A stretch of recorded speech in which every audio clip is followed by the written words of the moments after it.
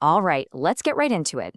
We hear about Democrats and Republicans every single day, but what do they actually believe at their core? Today, we're going to break down the core philosophies that are really driving America's two major political parties. When you boil it all down, so much of American politics comes back to this one fundamental question. How do we balance individual freedom with the need for social stability? It's a constant tug of war, and it's the engine behind just about every political debate you can think of. So it's this constant push and pull between competing values, things like liberty versus order, or economic freedom versus public safety, that really shapes what the Democratic and Republican parties stand for. Okay, so to really get a handle on this, let's break down the three key ideologies that are the philosophical blueprints for almost all of American politics. So, first up, we've got conservatism. This is the ideology you'll typically see associated with the Republican Party. The big idea here is more economic freedom, basically letting businesses do their thing with fewer rules, and a stronger focus on maintaining social order. Then you have liberalism, which is the philosophy that generally guides the Democratic Party. This is pretty much the flip side. It argues for more personal freedom in our social lives, but at the same time, it calls for more government oversight of the economy to protect consumers and the public. And there's a third major player in the mix, libertarianism. You can think of this one as the philosophy of maximum liberty across the board.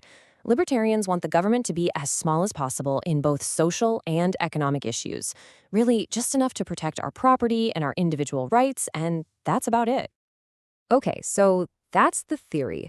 But how does all this big picture philosophy actually show up in the real world policies we're always hearing about? Well, let's take a look at a couple of big ones. On abortion, the Democratic focus on individual liberty leads to a pro-choice stance, but the Republican focus on social order supports a pro-life position. But then, watch how those priorities can flip.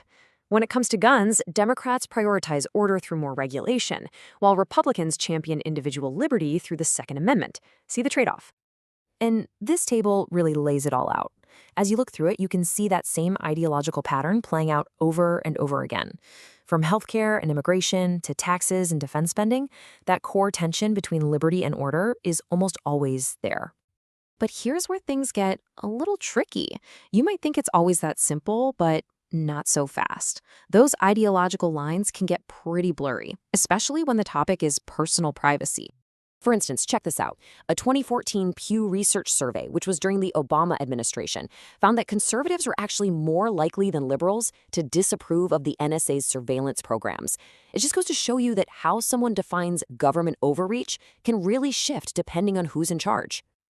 All right, let's look at a perfect real-world example of how these ideologies can collide head-on.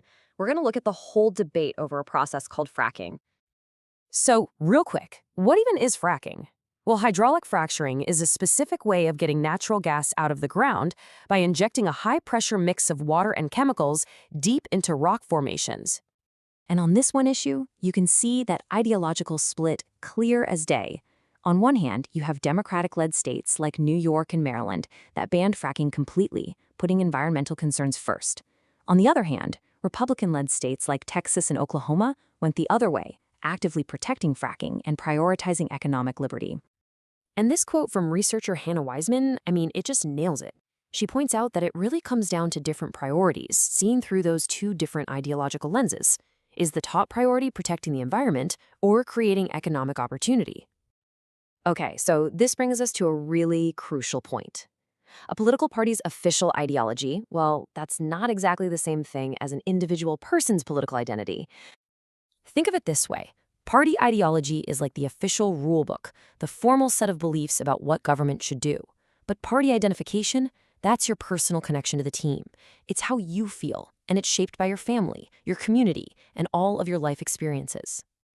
And this is where something called partisanship comes in.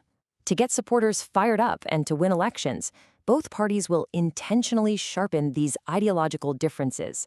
They criticize their opponents heavily to really draw a clear line in the sand. Here's a perfect example from back in 2015. This is a statement from a former chair of the Republican National Committee. See how the argument isn't just about policy? It's framed as a fundamental question of trust and safety. And it is absolutely not a one-sided thing. Here's a quote from the other side from around the same time, from a former chair of the Democratic National Committee. It just goes to show how both sides use this tactic of sharp, often personal, language to rally their supporters and define their opponents.